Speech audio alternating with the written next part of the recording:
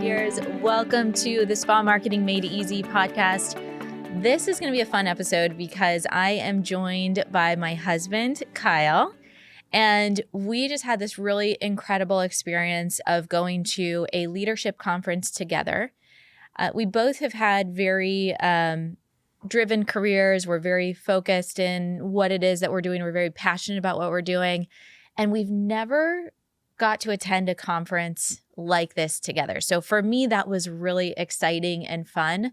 But the conference was also incredibly impactful for me. What about for you? How was? Super impactful. So we've been to conferences together in the past, but it's been, you're going to a conference and I'm sort of, running folks at the hotel with the kids and things, or I'm going to conference and, we trade places. But this one we sort of detached and the two of us went and focused on improving ourselves. Yeah, I feel like it's different when we're as a family unit and saying, hey, you got the kids, or we're doing this together because we want to keep that cohesive family unit. But to actually go and learn about leadership, this all started. So the conference that we're talking about is Muster. It's put on by Echelon which is the company that Jocko, Willink, and Leif Babin founded. They are the authors of Extreme Ownership, How Navy SEALs Lead and Win. And I read that book. If you're a listener of the show, you know that I read that book last year because I talked about it a lot. But I read the book, and for me, it was one of the first times that learning leadership was done in a very practical and tangible way. And so when I had learned about leadership before, it was always personal development and do you have the capacity to, solve bigger problems type of thing. So it was always going very inward, where in this book, they're giving you specific examples and saying, hey, here's the principle in a wartime setting. Here's us explaining that principle and here's how it's applied to business. So when I gave it to you, and you read it, what did you think? I loved it. I think one of the comments was, "Wow, I see a lot of parallels between what we learned in the submarine force and what we see through examples of this book." But to as you said, actually see the principles deconstructed in a way that makes them more clear and not just in a military sense, and then applied to businesses was super helpful. And one of the things I really liked about the conference was that there was a session one evening, just sort of a bonus session, where they were actually starting to apply the principles to home life and see what that looks like. And I'm not sure that's an area that's been fully fleshed out for formal curriculum for them yet, but it was just an amazing and eye-opening conversation to have with the other folks there that were wanting to learn about the principles, but also apply them to their life more generally. So what I was really impressed by, I'm this spa gal, I'm who I am. And I go to this conference and I'm thinking, okay, there's going to be, majority like bros that are there, and I'm like, am I going to fit in? Is it going to be okay? These are all like Navy SEALs and Marines and Top Gun instructors and all, which I love, right? I've told you for years, my personal opinion is the scariest SEALs are the ones that you would never guess are a SEAL. But what I was really taken back by and really appreciated more than anything is that they were talking about the power of relationships, of subduing your ego, of kindness, all of these things that were just really beautiful to hear around leadership from guys that you would maybe not think of as talking about, hey, let's build relationships. Let's put family first. Let's be kind in all things that we do. And maybe that's just a incorrect stereotype, but, of like not expecting these like military dudes to have all of this emotional intelligence and kindness that they were teaching in such a clear way. But it blew me away. I loved it and felt like it was such a life-changing event on so many different ways. Yeah, it was a really great way to sort of connect with not just leadership principles, but also the softer side of of leadership and just being a human in general, and how to treat others with kindness and still apply the discipline required to make effect in life and work and all different situations. Totally agree. So leadership in general, when we're in business, we're talking about, how do we become a better leader to motivate our employees to understand the why behind our business. And their approach was very much not of micromanaging, but really like, how are we leading our people? How are we inspiring our people? How are we pulling the best out of our people in so many different ways? Always, I think one of the things they were saying is you're always teaching. Anything can be a teaching moment or a training moment to make your team better. And something that I've noticed, not just in extreme ownership and at Muster, but I've kind of been on this kick of reading leadership books from military leaders. There's a lot of that relationship focus, the compassion, the kindness that you're seeing in there. And there's also a lot of mentorship that happens. Did you notice that in your career in the Navy? Was that kind of built into the culture? It was absolutely built in. So mentorship is something that we see from day one, and there are both informal mentorship relationships and formal mentorship relationships, and those are both important and powerful from many perspectives, and they have their own strengths and weaknesses as well. So it's nice to have that more rounded, wholesome view to mentorship, and it's important, especially earlier in your career, to be accepting that there is wisdom from people that have sort of walked that path before. You don't have to follow exactly in their footsteps, but understanding the lessons that they've learned, the troubles that they've been through, the experiences that they've had, can often help you have a perspective before you have to necessarily go through some of those troubles yourself. And sometimes the only way to truly learn something is to experience it yourself, but there's still a way to have a growth of mindset and a growth of talent, even by experiencing through others' experiences as well.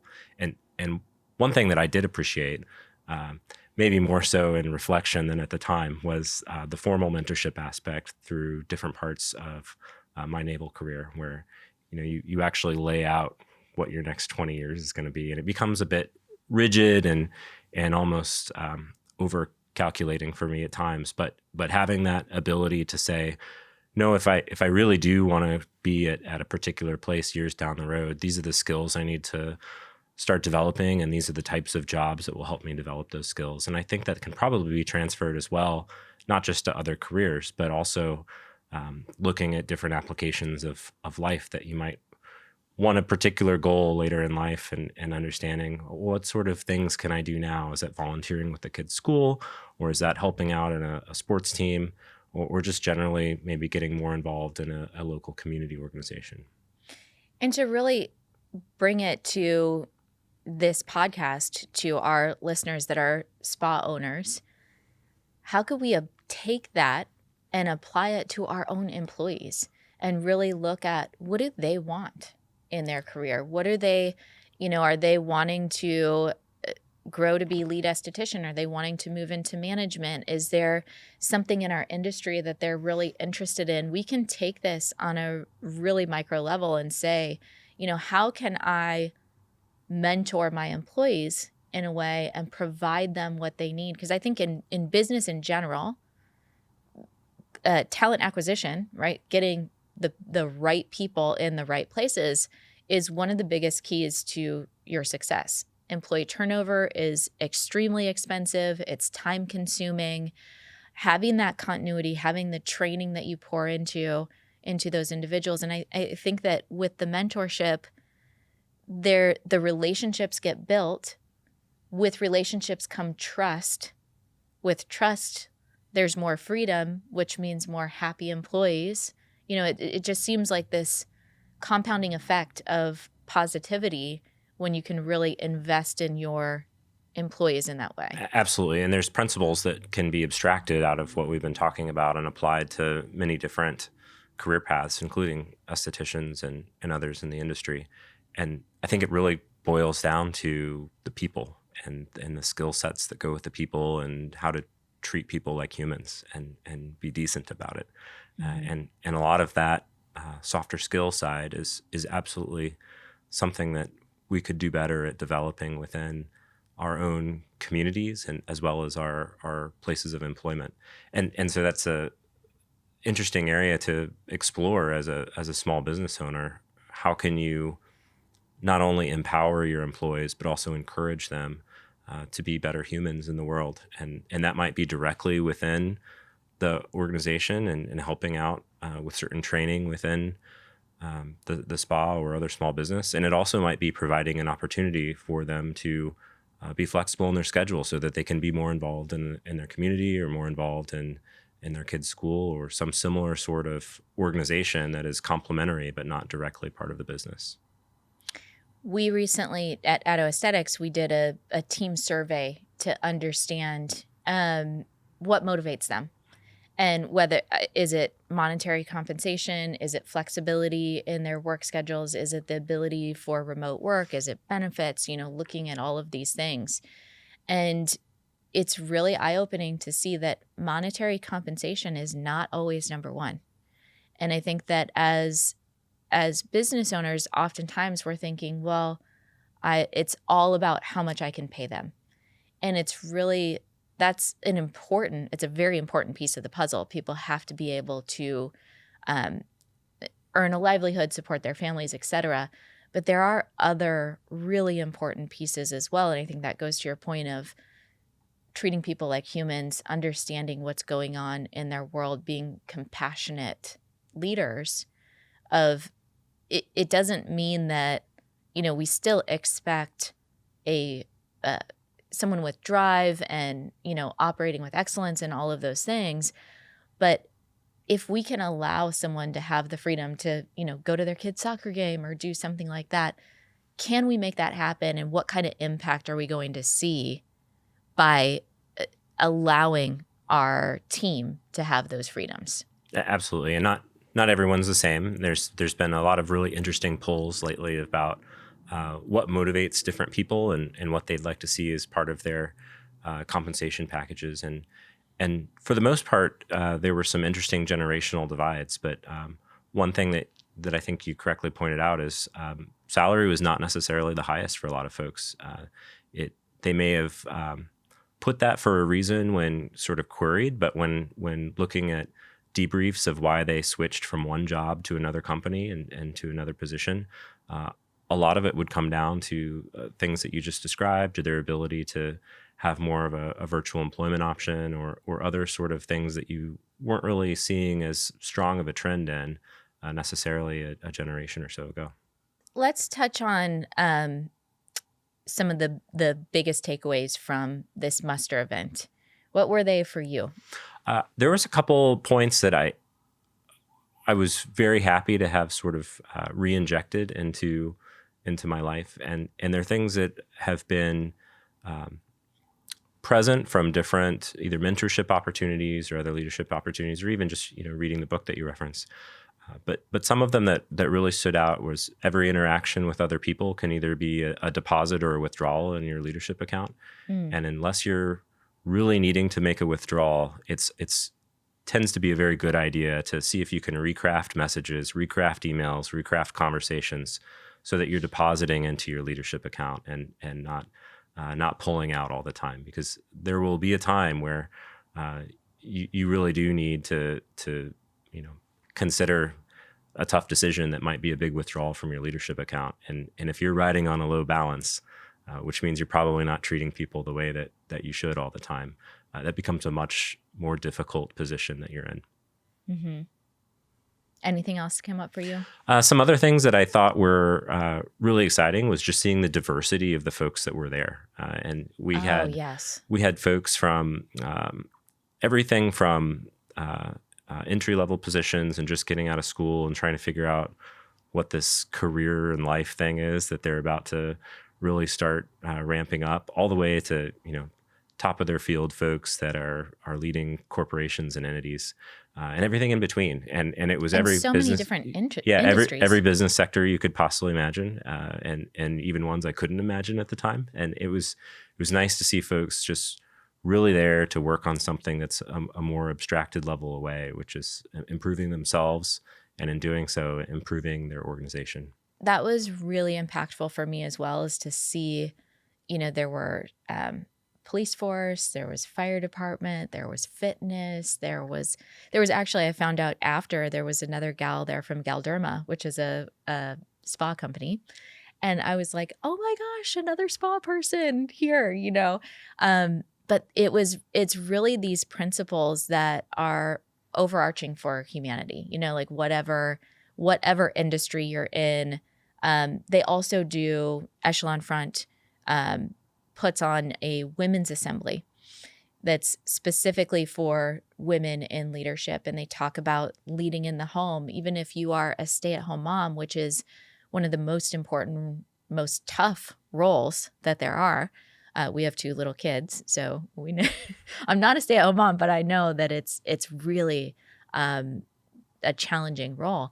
But they have a women's assembly that they put on as well. And while I have not attended that, there were ladies in the restroom that were just singing praises of how incredible and how impactful it was. So I feel like leadership, and the way that this company in particular is teaching leadership, it shows not only for like C-suite or entrepreneurs, but every single level of wherever you're at in your career path, how you lead up the chain, how you lead yourself, which I just thought that was a really, really beautiful thing to teach.